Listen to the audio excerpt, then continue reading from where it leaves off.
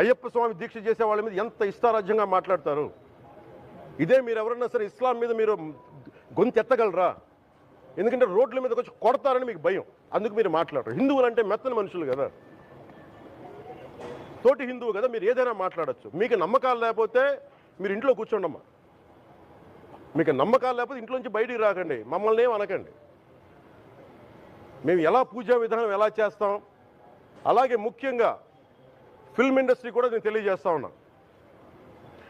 దీని మీద మీరు మాట్లాడితే మద్దతుగా మాట్లాడండి, లేదంటే మౌనంగా కూర్చోండి. అంతేగాని మీ మాధ్యమాల ద్వారా అపహాస్యం చేస్తే మటుకు ప్రజలు మిమ్మల్ని ఎవరు క్షమించరు.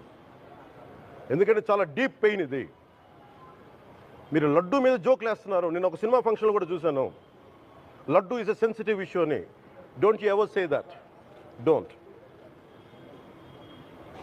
You ever try day to say that please. మొన్నటికి మొన్న ప్రకాష్ రాజ్ గారు మాట్లాడారు నా మీద. అరే నేను మాట్లాడుతుంది ఒక హిందువులు అపవిత్రం గురించి మాట్లాడుతున్నాను. ఇందులో ప్రకాష్ రాజ్ గారికి సంబంధం ఏంటి? ఇందులో నేను ఇంకొక మతాన్ని నిందించానా? ఇస్లాంని నిందించానా? క్రిస్టియానిటీని నిందించానా?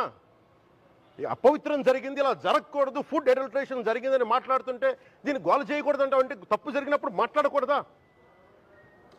ఒక అపవిత్రం జరిగితే మాట్లాడకూడదా? దేవతా విగ్రహాలను శిరచ్ఛేదం చేస్తే మాట్లాడకూడదా? ఏం పిచ్చి పట్టింది ఒక్కొక్కళ్ళకి? ఎవరి కోసం మాట్లాడుతున్నారు మీరు? ప్రకాష్ రాజ్ కూడా చెప్తా ఉన్నాను, నాకు మీరంటే గౌరవం. I have extreme respect for you. కానీ when it comes to secularism, Prakash Raj garu, it's a two-way, not one. I have extreme respect for you. You know that. నన్ను పచ్చి బూతులు తిట్టినా, నన్ను వక్రీకరించినా, నన్ను రోడ్డు మీదకి లాగిన నేను ఎప్పుడు మౌనంగానే ఉన్నా. కానీ వైసీపీని నాయకులు విమర్శించే నాయకులు ప్రత్యేకంగా చెప్తున్నాం, సనాతన ధర్మాన్ని జోలికి రాకండి.